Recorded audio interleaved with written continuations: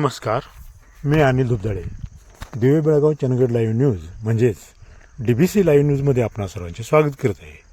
चला पाहूया आजच्या काही महत्त्वाच्या बातम्या. पालकमंत्री संपर्क कार्यालयात नागरिकांशी थेट संवाद. जनतेच्या समस्यांचे जलद निवारण करणं हे माझं कर्तव्य. पालकमंत्री नितेश राणे यांचं प्रतिपादन. जनतेच्या अडचणी दूर करणं हे पालकमंत्री म्हणून माझं कर्तव्य आहे. त्यासाठी लोकांशी सातत्यानं संवाद साधणं, त्यांच्या गाठीभेटी घेणं आणि त्यांच्या समस्या तात्काळ सोडवणं यावर आमचा भर आहे, असं प्रतिपादन पालकमंत्री नितेश राणे यांनी आज इथं केलं. जनतेच्या प्रश्नांना त्वरित न्याय मिळावा आणि प्रशासन अधिक लोकापयोगी व्हावं या उद्देशाने जिल्हाधिकारी कार्यालयात सुरू करण्यात आलेल्या पालकमंत्री कक्षात आज पालकमंत्री नितेश राणे यांनी जनतेशी थेट संवाद साधत त्यांच्या समस्या जाणून घेतल्या. यावेळी जिल्ह्यातील विविध भागातून मोठ्या संख्येने नागरिक उपस्थित राहून आपली निवेदने सादर केली. पालकमंत्री यावेळी म्हणाले की जनतेला वारंवार शासकीय कार्यालयांचे फेरे मारावे लागू नये यासाठी पालकमंत्री कक्षाची सुरुवात करण्यात आली आहे.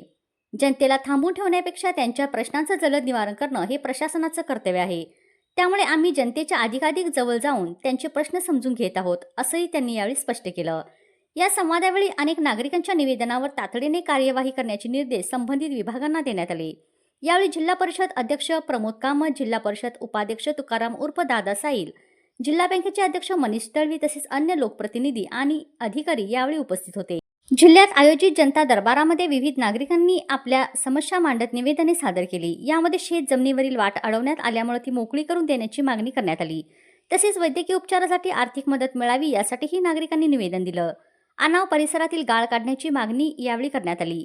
दिव्यांग कल्याण योजनेअंतर्गत विविध लाभ मिळावेत अशी मागणी करणारे निवेदन दिव्यांग शिष्टमंडळाने पालकमंत्री नितेश राणे यांना सादर केलं. या निवेदनाचे अवलोकन करत जिल्ह्यातील दिव्यांग बांधवांना शासनाच्या विविध योजनांचा लाभ मिळवून देण्याचं आश्वासन पालकमंत्र्यांनी यावेळी दिलं. माझे गाव माझी जबाबदारी ही केवळ घोषणा न राहता ती प्रत्यक्षात कृतीत उतरताना दिसत आहे, हे पाहून आनंद वाटला. या उपक्रमात आता चंदगड शहरातील तरुणांचा सहभाग निश्चित कौतुकास्पद आहे असं व्यक्त होत आहे.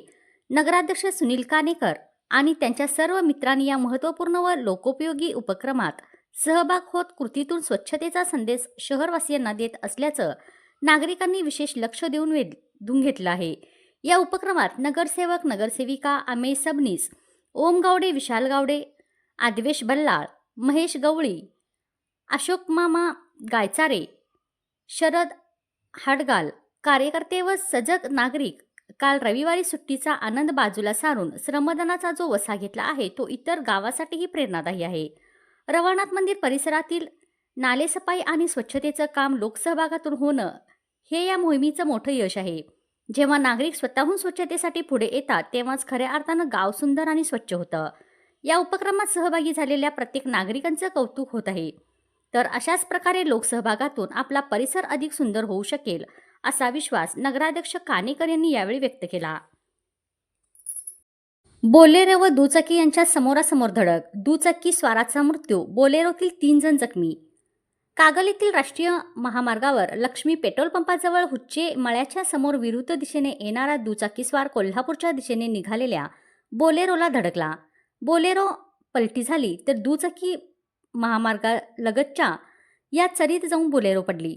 या अपघातात दुचाकीस्वार गंभीर जखमी झाला. त्यास तातडीनं रुग्णालयात दाखल करण्यात आलं, मात्र उपचारादरम्यान त्याचा मृत्यू झाला. दादासो महादेव सोनुले, राहणार वंदूर, तालुका कागल असं त्याचं नाव आहे. याबाबतची फिर्याद दत्ता भरत शिंदे, राहणार भरमगाव दुमाला, जिल्हा धारावीर यांनी कागल पोलिसात दिली. हा अपघात रविवारी सकाळी 9 वाजण्याच्या सुमारास झाला. बोलेरो गाडीतील फिर्यादी दत्ता शिंदे, मनीषा आगळे, मानवी आगळे हे जखमी झाले आहेत. पोलिसातून मिळालेल्या माहितीनुसार बरमगाव दुमाला येथील आगळे कुटुंबीय आदमापूर येथील बाळूमामाच्या दर्शनाला गेले होते. दर्शन घेऊन आपल्या गावाकडे जात होते.